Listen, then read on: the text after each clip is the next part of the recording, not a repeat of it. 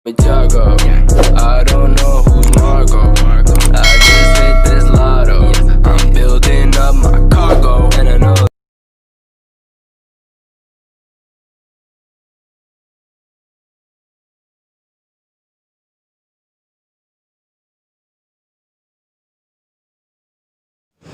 Assalamualaikum warahmatullahi wabarakatuh.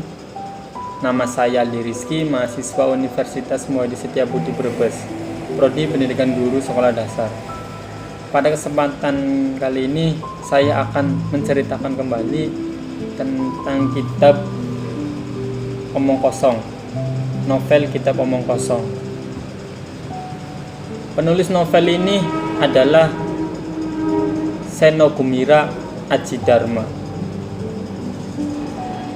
Nama penerbit novel ini Penerbit Bentang, PT Bentang Pustaka. Dan novel ini ada 446 halaman.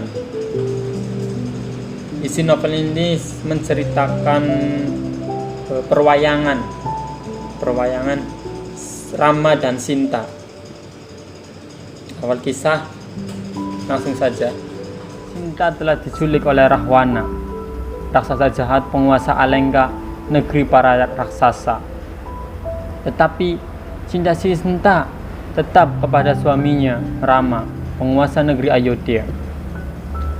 Rama membawa kembali Sinta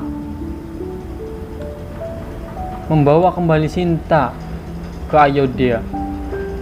Rakyat Ayodhya tidak menginginkan Sinta berada di sana karena menganggap Sinta sudah mengkhianati Rama dan mencintai Rahwana. Sinta meyakinkan Rama dan seluruh rakyat Ayodhya bahwa dirinya masih suci dan cintanya tetap kepada Rama. Tetapi rakyat Ayodhya tidak mempercayainya. Rama yang masih mencintai Sinta akhirnya terpengaruh omongan rakyatnya, dan ia memilih keinginan rakyatnya untuk mengusir Sinta. Cinta dan kuasa, dilema bagi Rama. Tapi kuasalah yang dipilih oleh Rama. Sinta yang sedang mengandung putra Rama menjadi pemaisuri yang terusir dari negerinya sendiri.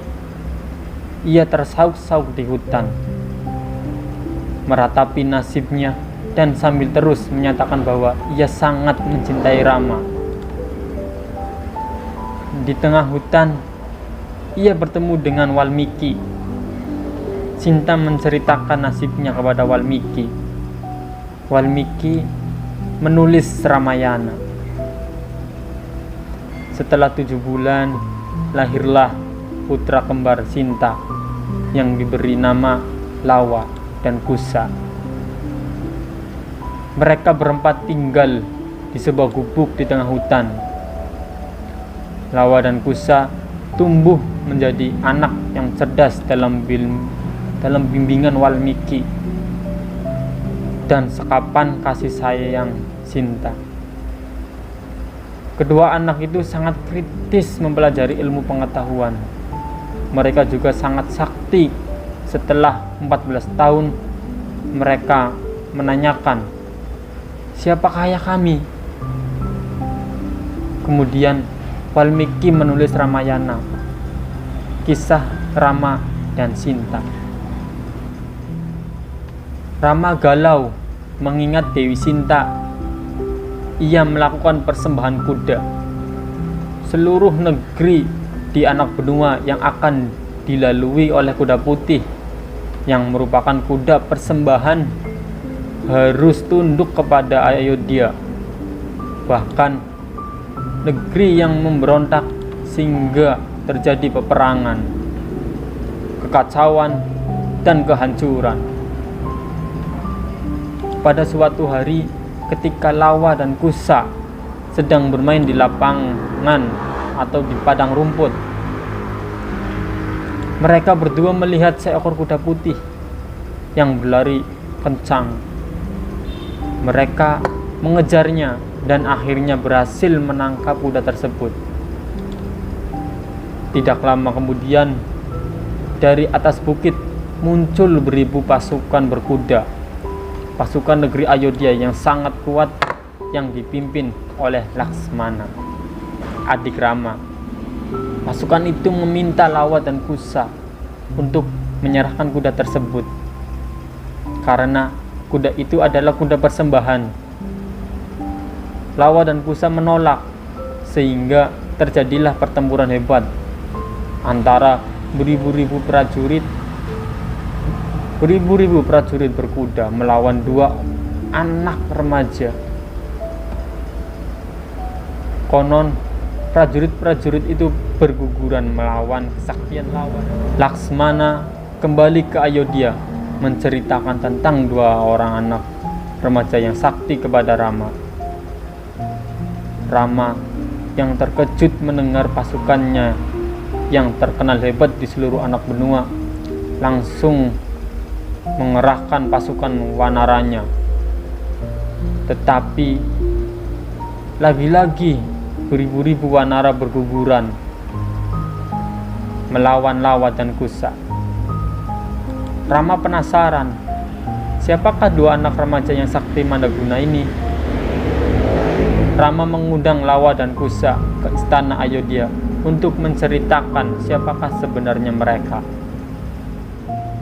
Lawa dan Kusa datang ke istana Ayodhya yang sangat megah.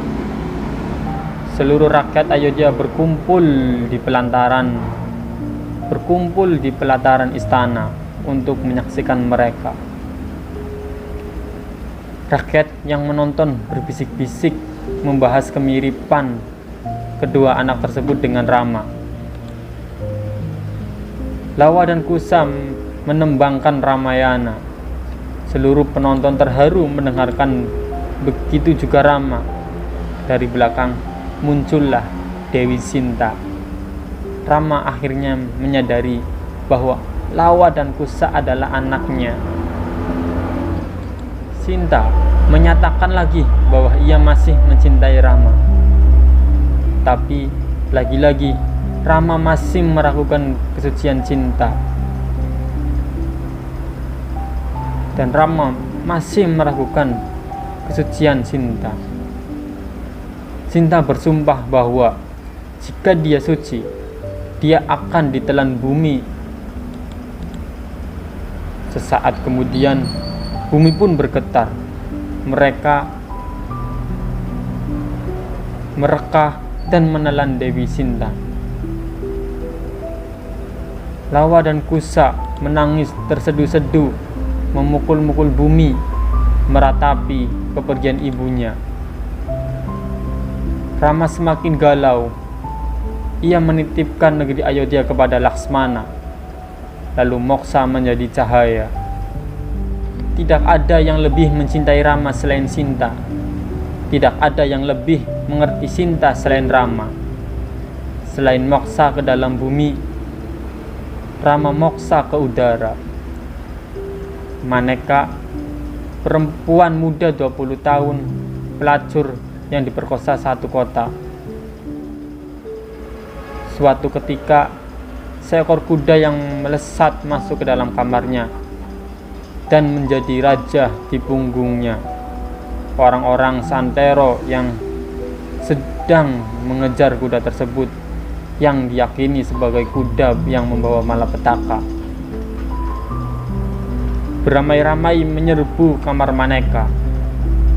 Maneka yang tidak tahu apa-apa tiba-tiba menjadi serbuan orang-orang tersebut. Alhasil, Maneka berhasil melarikan diri dari kepungan. Ia mengembara jauh hingga bertemu dengan Satya, pemuda yang usianya 44 tahun lebih muda. Seluruh keluarganya Satya telah tewas akibat bencana persembahan kuda. Maneka menceritakan kejadian yang menimpa dirinya. Akhirnya, mereka berdua sepakat untuk mencari Walmiki, penulis Ramayana. Konon, Walmiki lah yang bisa menuliskan jalan hidup orang-orang. Akibat persembahan kuda, Peradaban yang telah dibangun berabad-abad hancur. Kekacauan menjalar di mana-mana. Manusia yang saling membunuh dan menjarah untuk membangun peradaban yang telah hancur tersebut. Diperlukan waktu yang sangat lama. Perpustakaan-perpustakaan yang menyimpan ilmu pengetahuan untuk membangun peradaban telah hancur. Manusia harus mulai dari nol lagi. Konon hanya ada satu perpustakaan yang tidak hancur, yaitu perpustakaan Ayodhya. Di perpustakaan itu tersimpan sebuah kitab sumber ilmu pengetahuan. Dengan mempelajari ilmu pengetahuan dari kitab yang tersisa tersebut, maka manusia dapat menghemat waktu sekitar 300 tahun untuk membangun peradaban. Namun, ada saja manusia yang menginginkan agar manusia tetap bodoh, supaya semua tenggelam dalam kegelapan, sehingga dengan menjadi penguasa tunggal atas pengetahuan bisa berkuasa mutlak atas segala bidang. Dengan demikian, kitab tersebut menjadi rebutan berbagai kepentingan antara yang ingin membangun kembali peradaban dan yang ingin menguasai. Satya dan Maneka ditugaskan untuk mencari kitab tersebut demi kelangsungan hidup umat manusia. Kitab tersebut bernama Kitab Omong Kosong yang dibagi dalam 5 bab. Kabar terakhir menyebutkan kitab tersebut tidak lagi berada di perpustakaan Ayodhya karena takut dicuri pihak yang ingin menguasai. Kitab tersebut ada di tangan Hanuman yang bijaksana yang bersemayam di gunung Kendali Sada. Satya dan Maneka mengembara melalui berbagai pengalaman hidup, menjelajah berbagai negeri di anak benua. Selama mengembara, mereka mendapatkan berbagai pelajaran hidup. Mereka berdua akhirnya menemukan di pertapaan Kendali Sada tempat Hanuman bersemayam.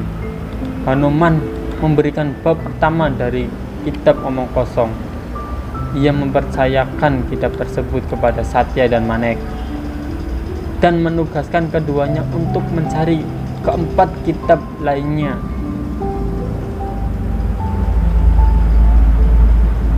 Bab pertama berjudul Dunia Seperti Adanya Dunia. Bab kedua berjudul Dunia dalam Pandangan Manusia. Bab ini menjelaskan bahwa dunia tergantung dari pandangan setiap manusia. Dengan berdiri tentu bentuknya akan berbeda jika dipandang dengan tiduran. Begitupun dengan dunia, tidak akan sama. Dalam perjalanan selanjutnya, Satya dan Maneka menjumpai tukang buku bekas yang sangat miskin. Di tukang buku itulah Satya menemukan bab ketiga. Kata si penjual buku, kitab itu dijual oleh Hanuman kepadanya. Bab ketiga berjudul Dunia yang Tidak Ada. Bab ini menceritakan bahwa dunia itu tidak ada. Yang ada adalah cara-cara tampilnya di dunia kepada manusia. Manusia hanya bergelut dengan gambaran-gambaran mengenai dunia, bukan dunia itu sendiri. Bab keempat yang berjudul mengadakan dunia ditemukan di lembah Pintu Naga, tempat yang sangat berbahaya. Bab tersebut menceritakan bahwa manusia selalu memandang masa depan sebagai suatu keberadaan yang penting.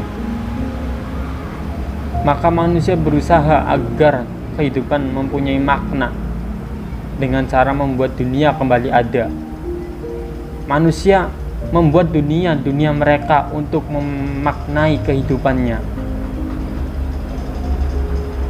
Dan bab kelima berjudul Kitab Keheningan. Apa isi bab terakhir dari kitab Omong Kosong ini? Kekosongan yang harus dibaca, semesta wajib dipahami. Sekian cerita singkat novel kitab Omong Kosong tersebut. Apabila ada kekurangan dan kesalahan, mohon maaf. Terima kasih. Wassalamualaikum warahmatullahi wabarakatuh.